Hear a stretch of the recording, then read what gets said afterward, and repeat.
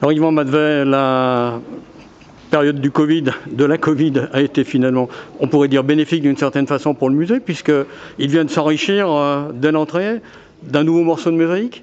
Oui, alors ça c'est de façon très exceptionnelle effectivement, puisque les super mosaïques qui ont été découvertes à Sainte-Colombe il y a maintenant 1 an et demi sont dans le centre de restauration du musée pour qu'elles soient restaurées en vue d'une grande exposition à l'horizon de 2023. Donc exceptionnellement pour cette période-là, on a eu envie de mettre en valeur aussi nos collègues de l'atelier de restauration de mosaïques. Il y a peu de départements qui ont des ateliers de ce type-là, donc ils ont commencé à restaurer voilà, des fragments. Alors c'est juste un fragment, ça montre la qualité du travail et puis ça donne envie, puis ça rassure peut-être les publics locaux sur le fait que les belles mosaïques de Sainte-Colombe sont bien conservées, restaurées et qu'on pourra les voir prochainement. Ce chantier de Sainte-Colombe, c'était quelque chose de phénoménal hein, en termes de trouvailles archéologiques. C'est quelque chose de phénoménal en termes de trouvailles et surtout c'était très intéressant puisque ça corrobore aussi la connaissance que l'on avait du site de Saint-Romain-en-Galles, puisqu'en définitive ça prouve bien que la ville de Vienne était sur les deux rives et qu'elle se poursuivait pratiquement de taille égale sur l'autre rive du Rhône.